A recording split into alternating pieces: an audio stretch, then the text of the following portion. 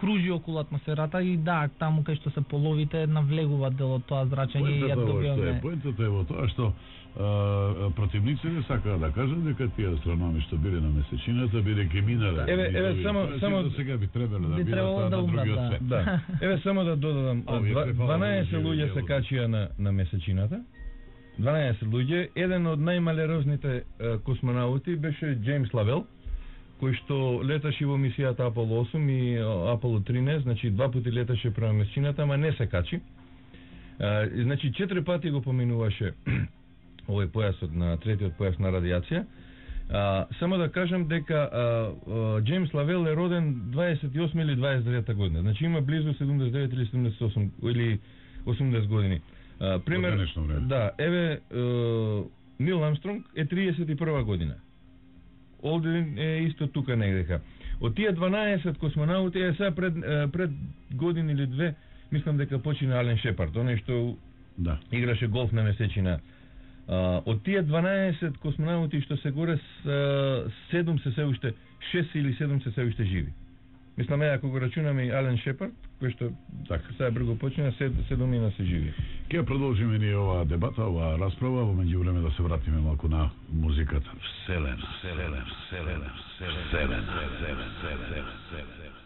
Гости вечерва во нашата студија Мартин Стојановски и Зоран Милчевски од Скопското астрономско друштво, а тема за која вечерва говориме е анализа на фактите за и против најголемиот вселенски настан, лед и спуштање на површината на месечината. Нешто веќе на самиот почеток рековме, одиме натаму со аргументацијата што ја подготвија овие двајца млади луѓе од Скопското астрономско друштво. Што е со фотографиите? Се спори и за нив. Оние кои што држат до тезата дека не е вистините настанот, дека американците во мисијата Аполо успеа да се спуштат на површината на месечината, велат дека на фотографиите се гледаат различни агли на сенките. И тоа, велат тие, дека е доказ дека се е практично монтирано, дека се е снимено со рефлектори. Е така, не е така. Штета што немам овде фотографии, односно дека сме на радио, па не може тоа убаво да се види. Инаку на вистина, да, има такви фотографии на кои што сенките доаѓаат од различни агли. Сега, зошто е тоа така? Рефлектори, доколку би се користеле во тој случај, сигурно нема да би бил еден рефлектор и таму да се гледа само една сенка, туку ќе се гледаат многу повеќе сенки на тие кратери или на површината на тлото на релјефот на месечината.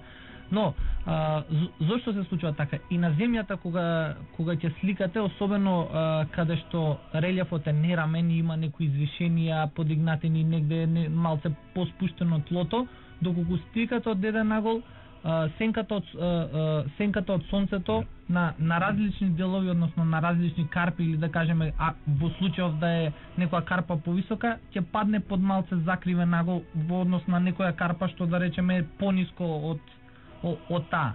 Значи, буквално тоа може така да се објасни. Има и многу фотографии каде што буквално се сликани од земјата, каде што ќе видите, на пример, многу класичен пример е тоа со ограда која што има колчиња наредени. И доколку ги сликате од агол, првото колче ќе има некој многу по закосен агол на сенката, за разлика од последното, како од страната кај што ги гледате, ако ги гледате малку странично.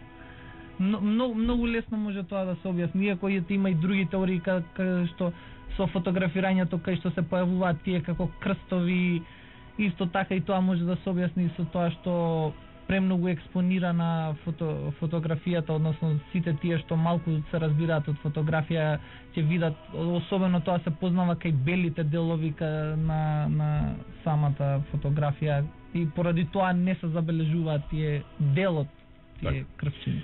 Опонентите повторно стапуваат на сцена, не застануваат само на сенките на фотографиите, туку кога се фотографиите и фотоапаратите, кога се во прашање, одат натаму, ја продлабочуваат анализата, тврдејќи дека Со оглед на тоа што е познато дека дневните температури на месечината достигнуваат на сонце, нели, до некаде плюс 120 степени Целзиусови, тие тврдат дека на вакви температури филмот кој што е користен за да се направат овие фотографии едноставно би се стопил.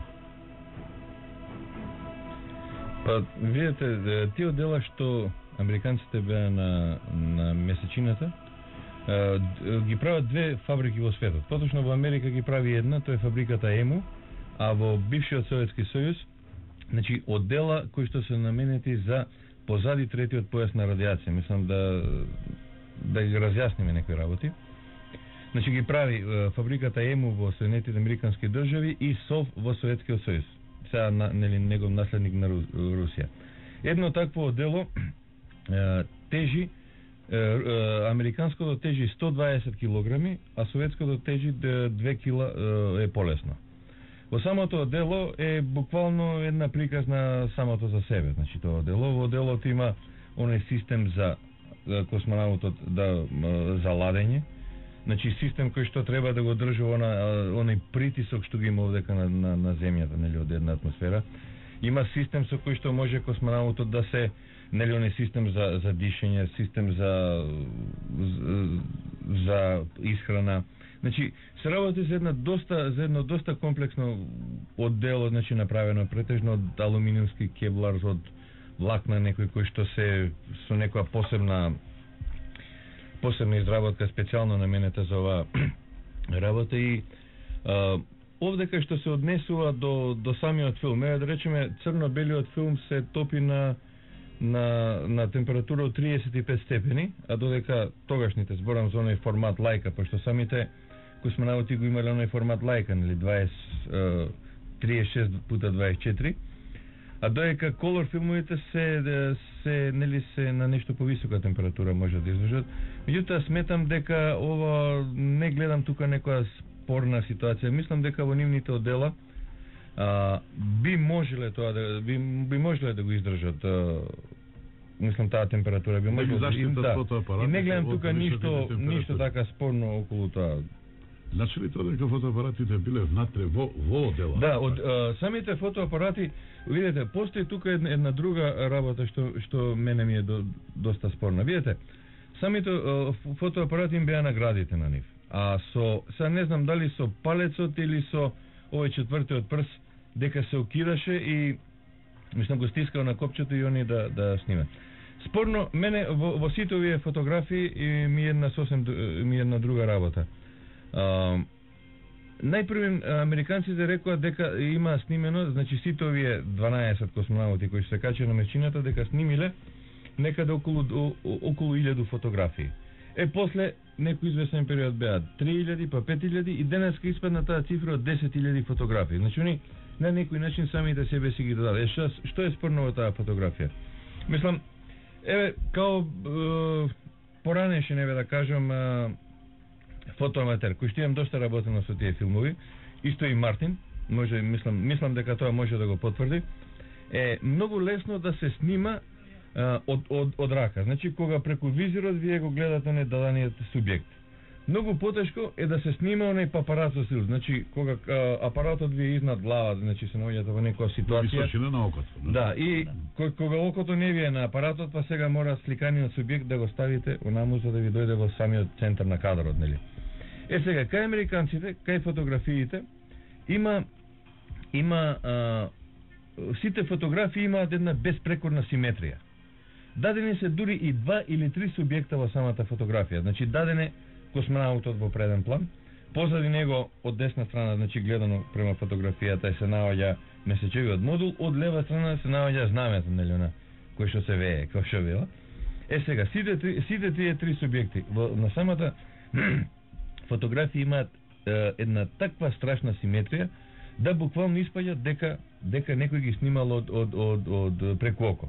Значи некој го истракнал и сега од таа причина мислам они затоа цифрата почнаа да додаваат, најпрво биле 1000, па 5000, па 10000. Значи они се правдаат на кој што додуша може и да држи таа работа, дека ево од тие 10.000 фотографии они избрале 100-200 фотографии кои што се безпрекорно исликани и тие ги дале во јавност. Иначе оние фотографии кои што се промашени од Аполо, сите тие 6 експедиции што се качија горе, немам ни една видена таква. Може не знам, Мартин може вишло. Меѓутоа сите овие што се дадени, што може да се снимнат од интернет или што ги има по самите списанија и по све, имаат една безпрекорна симетрија, значи као да некој се друг сликано. Видете, многу тешко е, поготово некој што се занимава со фотографија, а поготово на тие апарати, затоа што тие апарати во себе немаа зум, него беа обично со едни фиксни објективи. И многу тешко е со нив со гради да се намести и да направи една таква, да кажеме, совршена фотографија. Мислам, не знам, можда Мартин ќе ме демантира. Ти убаво го кажа тоа, значи направиле наводно се точната бројка на фотографиите не се знае, 10.000. Не, па затоа ни најпрем рекоа 1000. Пред јако почна да се некаде пред 15 години цифрата беше 1000. Па после како што идеше цифрата се зголемуваше и денеска и велат дека има 10.000 фотографии. Сите кои ќе сликаат секој во апаратите, се разбира, они не трошеле и на филмови и на... и тоа сакам да го кажем. Добро, они имале оние ролни со филми. Мислам и овде по Скопје се продаваат. Тие ролни обично во една ролна можеше да се сместат од 8 до 10 филми. Мислам, ја тие ролни ги имам купувано од Солун. А 10 филма се негде? 10 филма се 360 пози. Меѓутоа 10 филма се максимално. Обично 8 се препорачува во тие. Апарати, кои апарати има несретна, мислам дека има Nikon тројка они на себе. Не сум сигурен. Хазаблат е 6.6. Хазаблат немале Хазаблат. Просто Хазаблат е... Не, мислам дека бе Хазаблат. Да, ги има гледам Хазаблат. Добро, јас знам, имам сретнато дека Leica формат има. Leica формат е 24x36. Хазаблат е шведска фирма која што знам дека изработува фотоапарати 6.6. Оние на мотање што се. Иначе овие беа со оној Виндер, знам, мислам дека Nikon беа, са не знам, можда со штракање. Не, они не можеа да го штракнат. Тие самите се премотуваат филма, самите го премотуваат. Иначе Хазаблат е, са буквално да не речем колку пола овој телевизор дека е еден Хазаблат. Самиот објектив му е колку... Добро, не е важно. Мислам дека они за да ислика 10.000 фотографии, значи секој би требал, сега ако ги поделиме на 6 на 12 луѓе, значи секој од прилика би требал по колку? Мислам дека тоа се многу тие толку 10.000. Многу по колку. Па добро, сега математика е тоа. Да. Добро. Зошто има впечаток дека држите страна? Држите страна не на опонентите, туку држите страна и ги оправдувате и наоѓате некако решенија на сите поставени прашања од оние кои што не веруваат дека американците навистина стапнаа на површината на месечината. Па видите, што се однесува до мене. Мене што највише мислам, кога мене би ме прашале, пак јас сметам дека американците на некој начин се качиле месечината. Меѓутоа, не од сите од овие факти што сега ги избориме. Мене, едино што ме убедува тоа е Советскиот сојуз. А зашто? Советскиот сојуз, после 17 декември 72 година, значи кога заврши мисијата Аполо, они во своите написи, Советската вселенска агенција, нели издаваше некои интерни списанија по повесниците, они на ниедно место не напишаа дека американците снимиле филм. Значи, на ниедно место не напиша. Они едноставно си ја свиткаа опашката, го признаа поразот и сите нивни пишувања што беа усмерени према тоа зашто они тоа не се качиле први на месечината. Тоа за мене е настанот е вистините. Да. Само иначе да не е тој настан. Мислам, јас воопшто не, поготово на американците кои што знаат да монтираат такви работи, воопшто не им верувам.